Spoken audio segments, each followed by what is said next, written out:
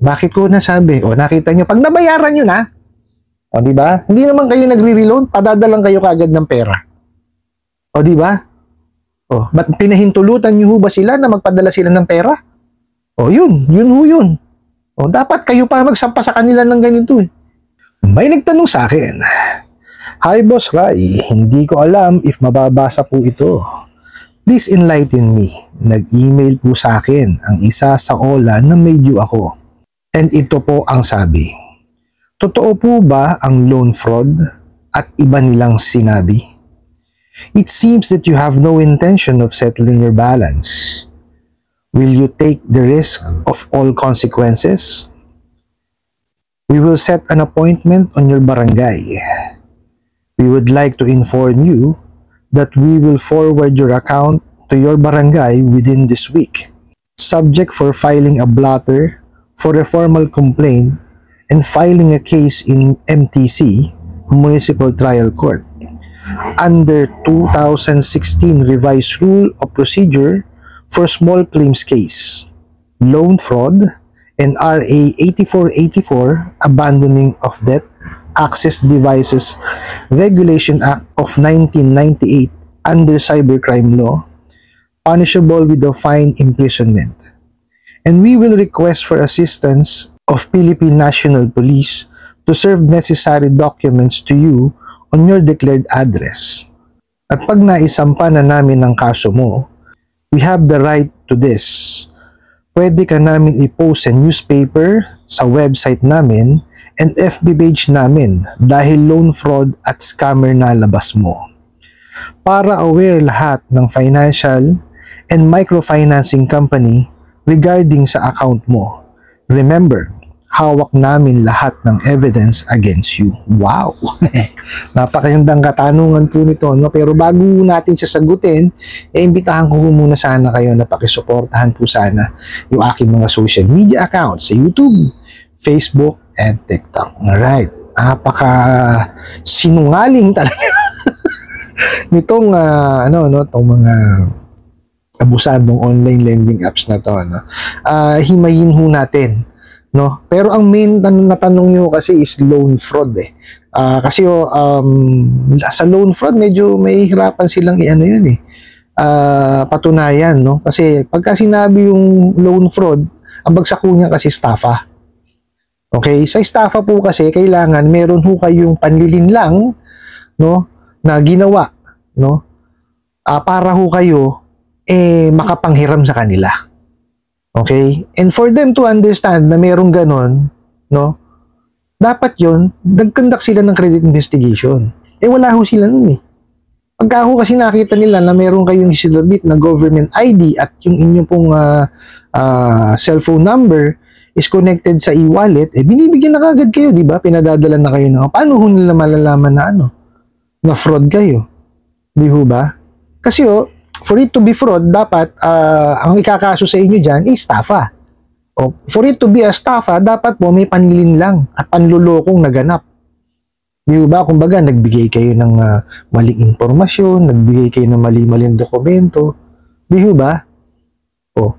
Kung ganun ho kasi ang ginawa nila at hindi nila nahuli yun, no? Hindi nila kasi nga wala silang credit investigation, no? Tapos malalaan nila on the latter part, kailangan patunayan ho nila sa korte yun. No, which is napakahirap pong patunayan kasi napakarami yung investigasyon na magaganap diyan. 'Di ba? So hindi ganun-ganun 'yun. No? Pero para konsulta ho kayo, no? Kumonsulta ho kayo sa sa mga abogado, sila ho makakasagot niyan eh. Pero regarding ho dun sa pinadala sa inyong mensahe, hihimayin ho natin. Okay. Ang sabi ho nila na it seems daw na wala na kayong intention na isettle po yung inyong balanse. Okay? Tapos, titake nyo raw ba yung risk ng mga consequences? Ito ho yung consequences na sabi niya. Okay? Sabi niya ho, magsiset daw po sila ng appointment, no, sa inyong barangay. Para ho, ma-forward yung account nyo sa barangay, no? Para magkaroon ng siguro yung sabi nila kakaroon ng hearing, no? Okay, liliwanagin ho natin yan. Okay, eto po ha. Okay, Ayon po kasi no sa Supreme Court Administrative Circular number 14-93 no. Ito po siya, okay? Guidelines on the Katarungang Pambansa Conciliation Procedure to prevent circumvention of the revised Katarungang Pambarangay Law, sections 399 to 422, chapter 7, title 1, book 3, RA 7160, otherwise known as the Local Government Code of 1991. Okay. Ang sabi ho dito, okay, all disputes are subject to barangay conciliation pursuant to the revised Katarungang Pambansa Law. Okay? And prior recourse thereto is a precondition before filing a complaint in court or any government offices except in the following disputes. Okay, punta ho tayo dito sa number 4. Okay? Any complaint by or against corporations, partnership, or juridical entities, since only individuals shall be parties to barangay conciliation proceedings either as complainants or respondents. Okay, yung number 5 po. Disputes involving parties who actually resides in barangay of different cities or municipalities, except wherein such barangay units adjoin each other and the parties thereto agree to submit their differences to amicable settlement by an appropriate lupon. O yan, napakaliwanag po, di ba? Hindi na ho sila tinatangkilik sa barangay. No? Kasi ho sila ay juridical entity. O, napakaliwanag ho, ano na naman sinasabi nilang magsiset ng appointment. O, tsaka bukod ho doon, at taga-ron ho ba sila sa lungsod na yon? Yun ho kasi yung mga exception eh. Yun ho yung lagi kong sinasabi. So, kada ho, may sinasabi ho yung mga, may nagpapadala ho ng mga mensahe na magpapabarangay. No? Hindi ho totoo yun. No? Naglabas na ho kasi ang natin, ang Supreme Court, no?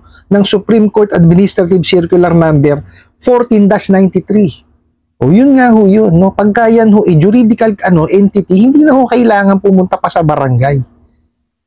No? Dumiretso sila dun sa small claims court.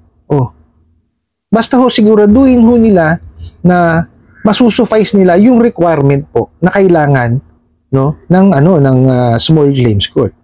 O, maliwanag ho yung kasinungalingan na naman. O, isang kasinungalingan ho yung sinasabi nila, yung pagpapabarangay daw. Ayan. Sinagot ho natin. Liwanag ho, ha? Okay. Tapos ho, subject for filing a blatter for a formal complaint in filing a case. Okay. Dito ho marami kasing maraming nalilito, no, dun sa pagpapablatter. Okay. Kasi hindi ho porkit nagpa-blatter, may kaso na kayo. Hindi ho. No, ito hong blatter is ginagamit ho yan, no, as evidence. Kasi nga ho, ang sabi nga ho sa konstitusyon natin, kailangan may mai-provide kang ebidensya para maging mas malakas ang iyong pruweba, ang iyong kaso. Okay? So, yung lagi nilang sinasabi na papablatter ako sa police station, papablatter ako sa ganito, hindi ho nila kayang gawin yun. Bakit to? Unang-una. Kasi ho, pagka ho sinabing usaping utang, hindi pa lang ho nakakabayad, it's a civil case. Okay? Ang pagpapablatter po kasi, kaya nga sinabi yung ebidensya, no, yan ho'y ginagamit sa criminal case. O di ho ba? Tsaka, huwag na ho tayong lumayo dun eh. No? Sa dami ho kasi ng mga kawalang yan ginawa nitong mga abusadong online lending apps na to. Sa tingin nyo, tutungtong ng police station yung mga yan? Sa tingin nyo, tutungtong ng barangay barangay hall nyo yan? Baka sila unang damputin. Sa dami ho ng complaint sa kanila. Oh, di ho ba? Napipikon na ho ang ating mga kapulisan dyan dahil pati sila ginagamit. O di ho ba? Nasisira ho yung yung kanilang karangalan eh. O di ba? Napakawalang yan yung mga tapos sige na sasabihin, may ganito, may ganyan. Di ba? Paano hong titino yung ano na yan? Kaya ho sila ang unang dadamputin. Pagka nagkagano, ituloy ho natin. Huwag kayo maniniwala doon. Pagka ho blatter, no, hindi ho ibig sabihin na may kaso na kayo. Tsaka civil case ho kasi ang small claims, no? Ang diretso ho niyan, small claims court. Kung masusuffice nila yung pangangailangan nilang requirement. Doon sa small claims court. Sa tingin ninyo kaya nilang gawin yun. Hindi ho. Di ho ba? Tapos ito pa sinasabi pa na tuloy ho natin isa blatter daw para daw ito sa filing ng case sa Municipal Trial Court, no? Under 2016 revised rule ng Small Claims Court. Okay?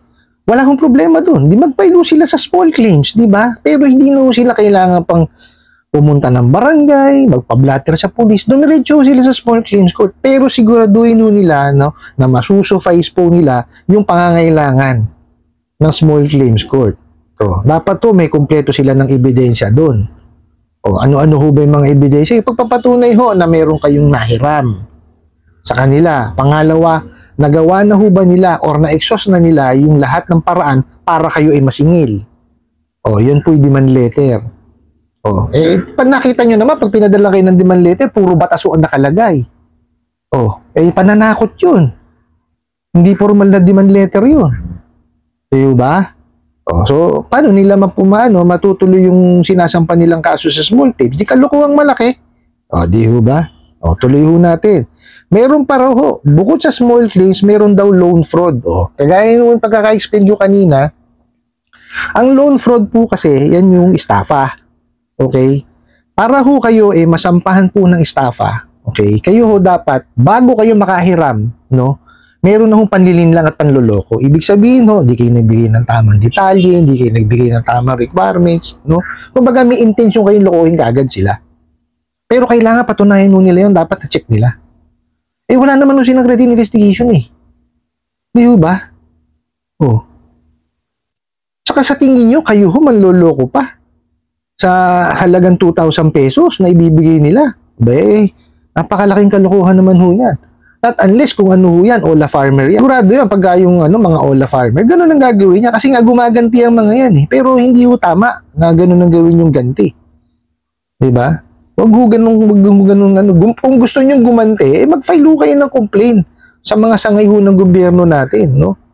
Ganun ho ang gawin ho ninyo, hindi yung ganyan na hihiraman nyo, hindi nyo babayaran. Paano kung mapatapat kayo sa mga online lending apps na nagsasubmit sa CIC? Dito, das na kayo. Diba? Mapunta ho tayo dun sa RA 8484. Itong RA 8484 po na to, ito po yung basahin ho natin, ha? Ito po yung Access Device Regulation Act of 1998. Okay? So, ang sabi ho dito, yung access device po daw is means of any card, plate, code, account number, electronic serial number, personal identification number, or other telecommunication services, equipment, or instrumental identifier, or other means of account access that can be used to obtain money, goods, services, or any other thing of value, or to initiate a transfer of fund. Yan, maliwanag po. Dapat nga sila pa ho ang kasuhan dito ng itong RA 8484 na to Bakit? Bakit ko nasabi? Nakita nyo, pag nabayaran nyo na, di ba? Hindi naman kayo nagre-reloan, padadalang kayo kagad ng pera. Di ba? Ba't pinahintulutan nyo ba sila na magpadala sila ng pera? Yun yun. Dapat kayo pa magsampa sa kanila ng ganito No? Pero para ho mas malinaw, kayo, kumonsulta ho kayo sa abogado dahil sabi nga sa inyo, sila lang ho ang nakakaalam niyan. Ako ho, ini-interpret ko lang ho kung ano yung mga tanong nyo rito, Pero para mas maliwanag po, sa abogado ho kayo lumapit dahil ako ho ay maniningil, hindi ho ako kolektor. Okay? So, tuloy ho natin tong kabugukan nitong mga na to. Tapos, bukod pa doon, Ano daw po, magpapatulong daw ho sila sa PNP. O yan, gagamitin na naman ng PNP, Philippine National Police, para daw ho magpadala ng dokumento. Hindi nyo na ho kailangan, magpapasama pa kayo sa mga natin, sa mga kapulisan natin para magpadala lang ng dokumento. Kayo mismo, pwede kayong pumunta dun sa bahay nila. Oh, may address na maibinigay. O, hindi kayo magpadala. Ano ba yung dokumentong dadalhin nyo? Wala naman kayo ibang dokumentong dadalhin kung di demand letter eh. Di ba? Pwede puntahan nyo sa bahay. Meron naman kayong mga address. Puro kayo kalokohan. Ang dami-dami nyong alam. Oh. Tapos, ito pa. Pagka daw na nasampa na yung kaso, meron na raw silang karapatan. Okay? Na ipaskil ho kayo sa newspaper at website. Pag naisampa daw ho nila yung kaso. Ito pinaka dyan. Okay? Ito ho, idea ko lang, hindi ko magtanong ho kayo sa abogado. Okay. Sinabi niya ho kasi pag naisampa eh. Okay? Pagka ho naisampa yan, ibig sabihin wala pa hong desisyon. Okay? Pagka wala pa hong desisyon, kumbaga, hindi pa kayo guilty. So, hindi ka pa masasabihan na, kumbaga, wala pang sa'yo, wala pang paghukom sa'yo eh. Tapos ipopost mo sa newspaper tsaka sa sa website nyo o kung saan nyo man ipopost. Oh, cyber libel yun. Diba? Kayo ng titing. Gawin yung mga kagaguhan nyo. Oh, tapos ako naman, nasasabihin ko lagi doon sa mga kliyente nyo na naabuso, demanda kayo. Diba? Hindi ho tama yan, puro pananakot nyo na yan. Kayo mismo nagsabi, yung kaso nyo, pagka naisampa pa lang. Hindi pa nyo sinasabi na ipanalo eh. Diba? O, naisampa pa lang, ipopost nyo kagad sa newspaper, sa FB, tsaka dun sa sa website. Ba't ginawa nyo pang Ginawa nyo pang maniningil yung website nyo, yung FB page nyo, diba? Tsaka yung newspaper. Kalokohan nyo Mariusip. Tapos tawag nyo kagad scammer. Wala pang paghahatol. Diba? Antayin nyo muna yung hatol. Puro kayo kalokohan. Tapos sasabihin nyo para makita ng ibang mga mga microfinancing, mga lending, diba? Oh.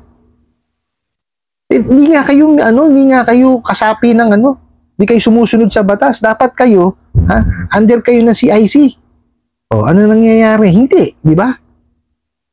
Oh, doon pa lang yun na kasi kung kayo submitting entity, ayan, makikita na rin ng ibang mga di ba? Submitting entity or accessing entity ng CIC yan. Doon nila malalaman yan. Hindi yung kailangan yung magpa-dyaryo, magpa-website, puro kayo kagaguhan eh. Tapos mananakot pa kayo, lahat ng evidence nasa inyo. Mga bugo. Ano evidence nyo? Hindi nga kayo makatungtong sa harapan ng bahay ng kliyente nyo. Evidence pa kayo. Kayo kalukuhan. O. Diba? O yan po, napakalino. Puro pananakot lang yan. Diba? Sinagot ko naman ho lahat. O.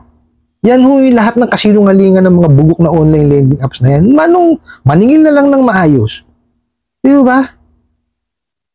Ako, isa lang ho laging sasabihin sa inyo, tungkol ho sa inyo, mag-ipon ho kayo at magbayad. Bayaran nyo one time. Huwag ho kayo magpa-partial kasi pag nag-partial ho kayo dyan, naku po, dyan ho kayo matatapos dyan. Wala akong patutunguhan yung nyo. Pag-ipunan nyo at bayaran tapos huwag na ho kayo manghiram sa mga yan. Okay po? I hope nasagot ko po itong katanungan na to at sana po yung makatulong. Maraming salamat po sa inyong walang sawang pagsuporta at panonood sa aking mga videos. Maraming salamat po sa inyong pag-like, pag-share, pag-comment at pagtatanong. And kunin ko na rin po itong opportunity na to na imbitahan po sana kayo na pakisuportahan po yung aking mga social media accounts sa YouTube, Facebook, and TikTok. Hanggang sa muli po. Yun lang.